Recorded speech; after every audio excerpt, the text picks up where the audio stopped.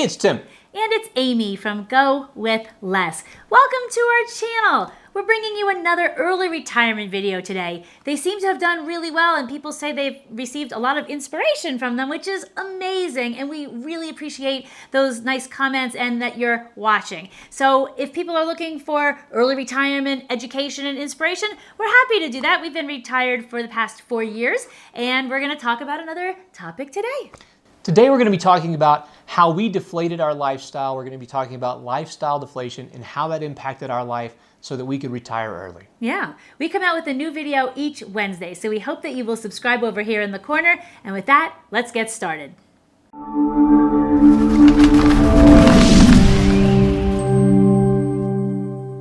We're going to start out today by defining two terms. The first of those is lifestyle deflation, and the second of those is lifestyle inflation.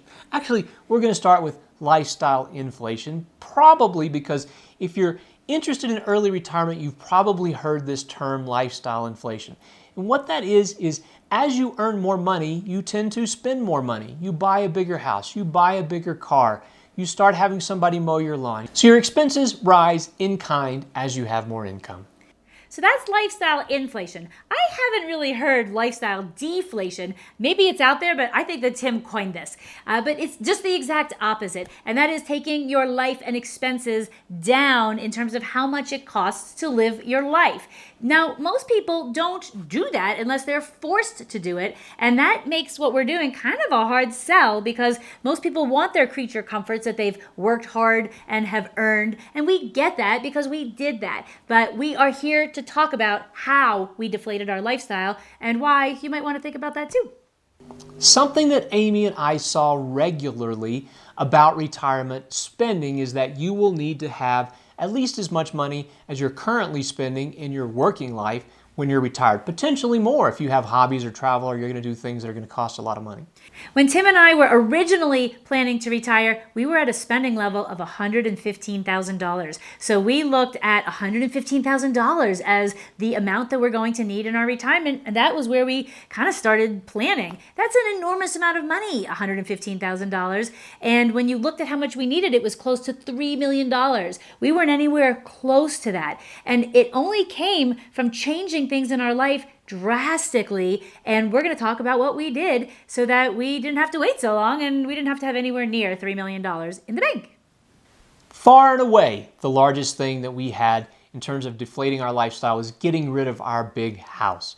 We had a giant house, close to 6,000 square feet. So everything, it wasn't just the mortgage that we had on that house, but it was everything that it took, the taxes, it was the insurance, it was the care of the house, the maintenance of the house, the furnishing of the house. Utilities. All these things, the utilities, all these things made for a huge reduction whenever we were able to deflate our life and move into our smaller space. I'm going to talk a little bit about that smaller space. We moved into our rental property. We had a townhome that we rented out to one woman for 5, 6, 7 years, solid one woman, and it was a great size for one person. Well, the three of us moved in here. It's a 2-bedroom, 2-bath, and it is the exact right size for 3 people, which is really nice. Right behind us, this is our only table. This is our kitchen table. It's our dining room table. It's our only table. It's our studio. It's our studio. Every time we do a video, we have to clear off the whole table and set everything up so that we can have something clean and tidy in the background, and that's our kitchen table. In our big house, we had 3 separate dining areas, and that's indoors. There was also outdoor patio seating. So there were all these different spaces. How many places do you need to sit down and eat dinner? Turns out there's only one table that we needed, and we were really happy to have all the less stress and all that came with that big house by moving into a smaller space, and it plummeted our spending big time.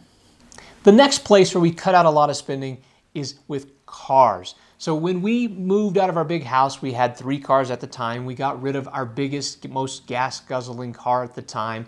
And just 2 days ago, we got rid of one of our other cars. So now we're left with 1 car. So just like with a home, a car comes with insurance and a lot of other expenses that we were able to get rid of. Yeah, so we owned the cars outright. We didn't have car payments, but we had maintenance and all kinds of expenses with a car and just the hassle of this car depreciating. Now, the two of us are together like 95% of our time early retired, which works great for us. I don't think it would work for a lot of people. It works fantastic for us. But we are apart 5% of our life. And now we have one car in a mega suburb that has extremely poor public transportation. The two of us love public transportation. We can't wait to get to an all public transportation life, but we're not there yet. So for now, we're in suburbia. And the way we look at it is the times that we both need a car, maybe we have events or, I don't know, appointments or something like that we both need to be in a car in a separate place. Either we get a ride, we use an Uber, something like that. So we've determined that it would be cheaper to pay little bits every now and then than to have the maintenance and upkeep of a second car. So the car's out the window and now we're left with one car. Lifestyle deflation comes with this negative connotation, specifically the lifestyle part of this. It makes it sound like somehow our life is going to be less than if we spend less money. So we're here to say that our new deflated lifestyle is more full than our big spending lifestyle ever was, our really inflated lifestyle. So the fact that we were able to reduce all this spending hasn't reduced our quality of life in any way, shape, or form. I'm going to share a little story about a friend of mine and a conversation we had just this week that really hits this home. The friend is getting close to 50, and she was talking about her days of travel when she was in her young 20s. She'd say that she would go on vacation with $20. That was all she needed because she'd be going to stay with a friend. They'd pick her up at the airport. She'd have $20 for food, and that was all she needed. And the food for $20, she said she would have a jar of jam and like a loaf of bread, and she'd sit in the park. She was recounting this story with like great memories and fondness. And she said, these were some of the best trips of my life. $20. Imagine taking a vacation with $20 if you've already inflated your life. That's impossible to consider that you spent $20 on vacation, but she did, and it was great. When my girlfriend and I were in college, we didn't even have a dollar to buy. We used to be obsessed with frozen broccoli. Frozen broccoli was $1 and tax at the local convenience store, and we didn't even have a dollar between the two of us, even though we both worked. We didn't have an extra dollar. So we would scrounge and ask our dorm friends to look under their mattresses for spare coins because we didn't have a dollar. Now, I do not look back at those days of having absolutely no money in anything other than like love, and it's just such incredible times back then, and we had nothing. If you're over 30, think back to your 20s, your young 20s. Did you need a ton of money to have a good time, or did you have a really good time without spending a lot of money? That's kind of what we learned. We were expecting to have some sacrifices in our life. I think the big surprise for us is that it really wasn't a sacrifice. We were prepared to make some sacrifices to have the freedom of not working anymore. But it turns out that, I mean, if a sacrifice is like a negative thing, it really wasn't for us at all. Not at all. I think also we found some tricks so that we can entertain ourselves inexpensively. There are things that we do now in our life that make it so that we don't have to spend money to make amazing things happen. I'm going to say that dining is our third largest expense where we really were able to cut back. And that was primarily from dining out. We ate out a lot, and when there were 5 of us and we were all eating out at one meal, you could easily spend $150 on a meal with 5 people. No problem. And so once we moved into our smaller space and we're not dining out as much and we are cooking our meals on our own, it's actually, we love the food that we cook, and we were able to save a lot of money by not dining out so much. And I've mentioned this before, Tim lost 30 to 40 pounds after we retired, I think because he wasn't on the expense account meals. So dining out, not only for business, but also just the family and the two of us was definitely contributing to health issues because of weight gain. Yep, for sure. We love saving money at the grocery store, and we are not couponers at all. We did a very early on series back at the very beginning of our channel, so the videos are really rough. We had no editing equipment at all, so we had to say everything, like mistakes and all were out there, so we had to talk really fast to make sure that they didn't get on camera. But anyway, so they are rough, but there I think are 16 or 20 tips of how we save money on groceries. I'm going to put a card up top. I know that it is rough, we get it. It's just that it's the very beginning, so hopefully you'll give us a little slack on that. Entertainment was also a big expense that we had in our former life, whether that was going to a concert. We would try and do that frugally. We would sit in the cheap seats, but we went to a lot of concerts. We saw a lot of movies. We did a lot of things to entertain ourselves on a regular basis. What we found is that there are unique ways where we can entertain ourselves for virtually free, primarily through volunteering with cultural organizations that are doing the things that we like to do. We volunteer for our Denver Film Society. We volunteer for the Denver Theater Center. So all of our entertainment is pretty much free through our volunteering.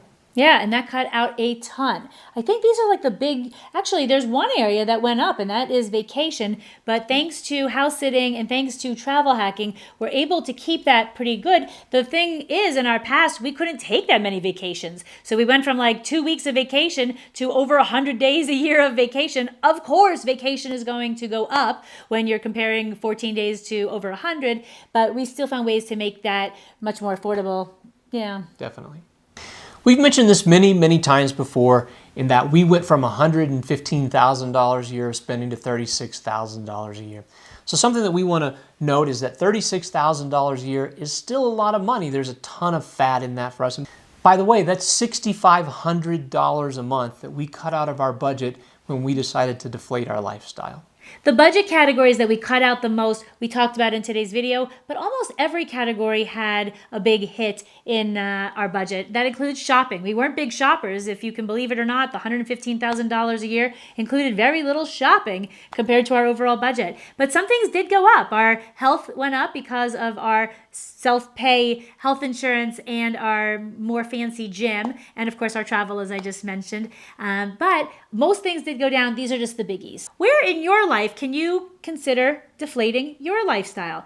Even if your goal isn't retiring early, a goal of financial freedom is a good idea for everybody, we think, because things change so often, and getting to financial independence is fantastic, and having less spending is one of the big keys to do it. When we decided to make this leap, we had a lot of fear. So this wasn't something that we just did and we knew it was going to work. We knew it was going to be great on the other side of taking $6,500 a month out of our budget. You can still have an amazing life and not have all these things in your life, all these things in our life that we thought were going to make us happier or more fulfilled. Having those things gone, we don't miss any of those things at all. And here's the thing, even if you miss it, add it back if it's that big of a deal. There's one big thing that we did add back. We used to have a housekeeper for our big house because we both had really busy jobs. And as soon as we moved to our small space, it made no sense to have a housekeeper. We were both retired. Turns out we love having a clean house. We hate cleaning the house. We hate it. So we brought back a housekeeper once a month, and that's $140 once a month. And it's a big splurge for us because we're sitting here like on the couch while she's cleaning our house. But that is $140 I'm happy to spend. Actually, this is something Tim wanted more than I wanted. Definitely. Yeah, so if you do cut out something and it went too far, just add it back. You could do that. No laws about this. Nope. Thank you so much for being with us here on our channel today. When this video comes out, we will be in Amsterdam with our daughter, and it's going to be the height of tulip season. And we are so excited to be there. Part of our financial independence is this idea of freedom and the fact that we can do these sort of things when it's the right time to do it. The tulip farm is only open for 2 months a year, and I think they have like 7 million hand-planted tulips every single year, and it's only open, like I said, for 2 months. So we are crazy excited, all three of us. It's like the thing that I'm most excited for about our trip, but we will be in Paris, Amsterdam, and Brussels, and that Brussels trip we're going to be visiting Ghent and Bruges. So expect some good travel videos coming up. We still have all kinds of travel videos to publish from Merida, so we're not done with Merida yet, but this early retirement conversation kind of keeps poking us on the shoulder, so we're not going to avoid it. We're going to have that. So thanks for joining us today, and we hope that you'll give us a thumbs up. If you haven't subscribed yet, please do it over there or down below, because we would love to see you next Wednesday and every Wednesday. And if you would share this with people who are interested in this concept of early retirement, maybe people who are afraid about cutting expenses out, we're here to tell you it's not so scary. Dive right in. The water's warm. See you soon.